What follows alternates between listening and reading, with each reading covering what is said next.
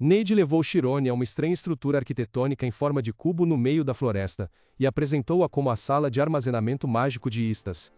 Ele explicou que era o local de armazenamento de todo o material didático da escola, um sistema avançado que transporta itens automaticamente para salas de aula solicitadas. Vendo Shirone pouco impressionado, Neide apressou-se a garantir que o interior o surpreenderia.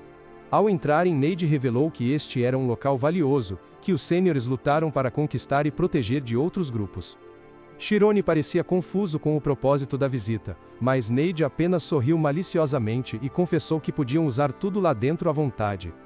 Ao ouvir isso, Shirone perguntou preocupado se violavam as regras. Neide evitou a questão, adicionando que a estrutura do local mudaria ao encontrar um item, tornando-o um labirinto imprevisível.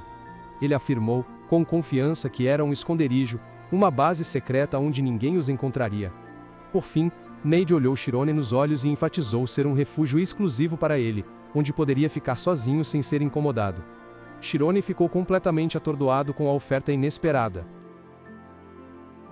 Em vez de ir para o armazém como prometido, Neide, exultante, levou Shirone a um lugar que ele chamava de laboratório de pesquisa. Shirone ficou extremamente surpreso ao ler a placa: Laboratório de Pesquisa de Ciência Mental Paranormal. Ele não conseguia acreditar que um lugar assim pudesse existir na Academia de Magia.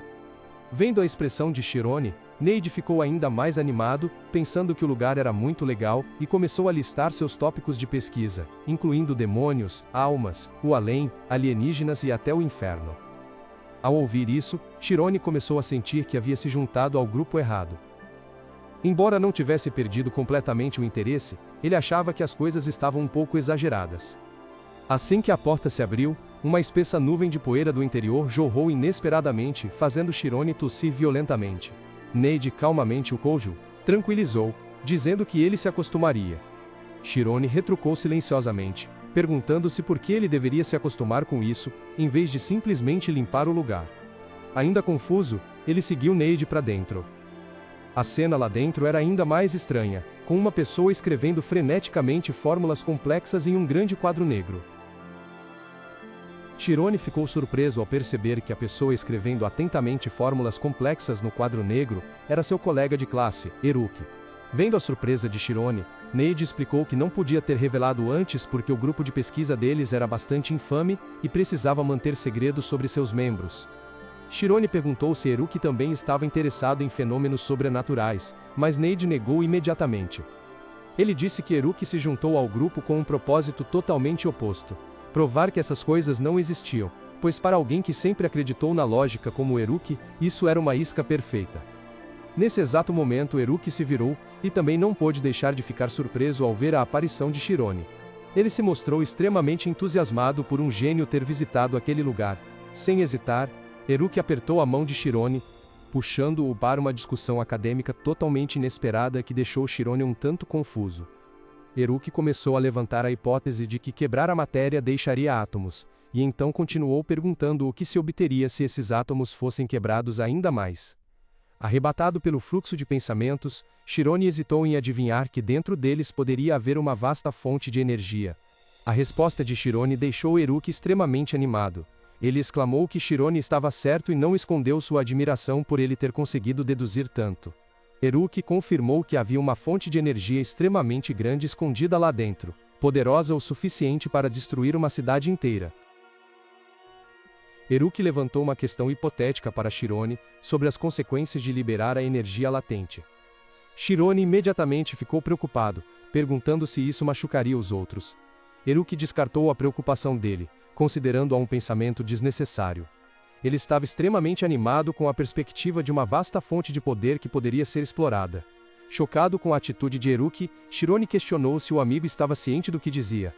Enquanto Neide ao lado parecia confuso, Shirone lembrou-se do ensinamento do diretor de que um mago deve sempre considerar o impacto da magia no mundo. Ele perguntou francamente a Eruki se ele estaria disposto a sacrificar muitas pessoas para satisfazer suas próprias ambições. Eruki simplesmente chamou as preocupações de Shirone de chatas. Ele argumentou que outros magos não exploraram esse poder não porque não quisessem, mas porque não eram capazes. Eruki tentou convencer Shirone de que sua inteligência genial lhe foi dada para realizar grandes feitos. No entanto, Shirone recusou-se categoricamente. ele afirmou que preferia ser um tolo a se tornar um gênio que prejudica os outros. Eruki continuou o debate, afirmando que o mundo é liderado por poucos gênios, enquanto o restante é uma vasta maioria tola, e que a história provou isso. Shirone rebateu friamente, argumentando que a tese de Eruki era apenas uma desculpa para o fracasso. Ele acreditava que os ideais poderiam ser realizados com total facilidade. Vendo o confronto se intensificar, Neide interveio apressadamente, tentando acalmá-los e sugerindo que se sentassem e conversassem. No entanto, Shirone não tinha mais nada a dizer. Ele virou as costas e se afastou decisivamente, ignorando os chamados desesperados de Neide, que o lembrava que Shirone não sabia o caminho de saída. Eruki parecia irritado, proferindo sarcasticamente que se Shirone não conseguisse encontrar a saída por conta própria, seria realmente um tolo. Neide questionou Eruki com raiva, afirmando que ele poderia ter explicado tudo de forma mais compreensível para Shirone. Eruki sentou-se calmamente, admitindo que havia perdido um pouco a paciência. A razão era que ele via Shirone como um competidor. Neide ficou extremamente surpreso, não conseguindo acreditar que alguém que se importava apenas com números como Eruki tivesse a noção de um rival. Eruki explicou que era precisamente por só conhecer números que ele pensava dessa forma. Ele relembrou o teste de promoção de Shirone, o teste de teletransporte que Neide também havia testemunhado, como prova da impressionante capacidade de seu amigo. Após Shirone partir, Eruki permaneceu parado, com um olhar gélido dirigido a Neide. Ele começou a analisar friamente, apontando que, para alguém que acabava de aprender a translocação, a velocidade de pensamento necessária para superar o labirinto do dragão de nível 10 era inconcebível, sem a capacidade de dividir o tempo. Eruki afirmou que naquele instante, Shirone teve que processar informações na velocidade de um 10 milésimo de segundo. Neide ficou completamente atônito com aquele número inacreditável. Eruki riu com deleite, explicando que esse era o mistério do insight, uma capacidade intuitiva que ia muito além do esforço e do conhecimento comum. Ele acreditava que nenhum cálculo consciente poderia se comparar à velocidade da intuição. O olhar de Eruki então se voltou para Neide, fazendo uma pergunta cheia de insinuações sobre o que aconteceria se o próprio Neide enfrentasse Shirone. Imediatamente Neide compreendeu tudo. Ele percebeu que Eruki queria testemunhar um confronto entre sua própria capacidade de cálculo e o insight de Shirone.